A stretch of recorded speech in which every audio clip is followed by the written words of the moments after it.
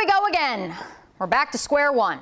I heard from friends all the way up in New Jersey that they were debating Jaguars general manager Trent Baalke's resume on WFAN radio this morning.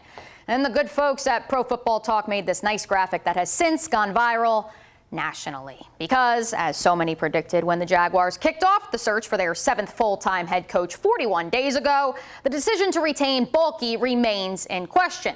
And so, as we get you caught up to speed on where the Jaguars coaching search currently stands, we must once again begin with Trent Baalke, who technically only has one full season as Jaguars GM under his belt, and that was a 2021 season fraught with the distraction that was Urban Meyer. Baalke's first 3 seasons in San Francisco were wildly successful. But as you saw at the top, his last 5 seasons between the two franchises have resulted in 5 head coach firings. NBC Sports' Peter King weighed in on Baalke's role as the Jaguars search for their new head coach. Mike, you know what I've heard inside the Jaguars, that Baalke has basically said internally that if I'm the problem, I'll step aside. And, you know, we'll see if that indeed is the case.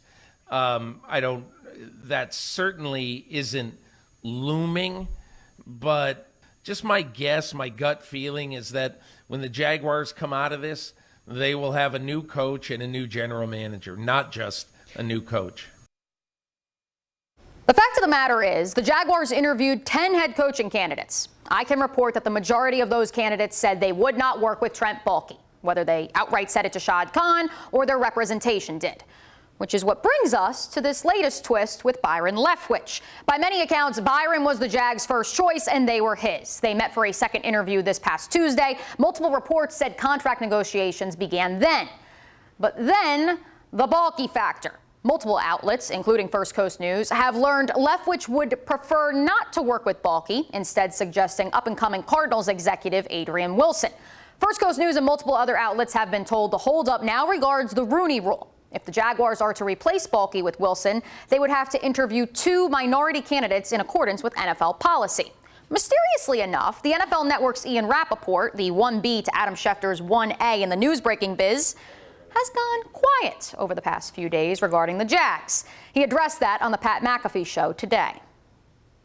Byron Leftwich is, as of right now, not the head coach of the Jacksonville Jaguars. Although, believe me, I've made many calls on this the last couple of days. And when the internet was going crazy on, it was either Tuesday or Wednesday night, I can't remember. I was so frustrated because, like, you know, I thought I had a good chance, and I was like, I got scooped, and it was all over. And then no one would confirm it, and I'm like, I must. And then it just wasn't true. And then you saw the stuff with Baalke yesterday about maybe he was getting fired and they were bringing Adrian Wilson.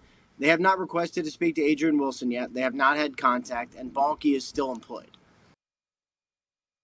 And while formally speaking, the Jags may not have asked for permission to interview Wilson, Mike Jurecki, the in-house lead reporter for the Cardinals and a 30-year veteran reporter in Phoenix, tweeted that the Jags were close to a deal. He then went on 1010XL here in Jacksonville and said there was a, quote, 99.9% chance that this was happening. So what does all of this mean? Well, we're in a holding pattern. What remains to be seen is that holding pattern for an impending formal GM search and the subsequent hiring of Leftwich and Wilson, or an entirely new candidate to pair with Trent Baalke. Welcome to Clown Time, pal. I'll see you tonight at 11.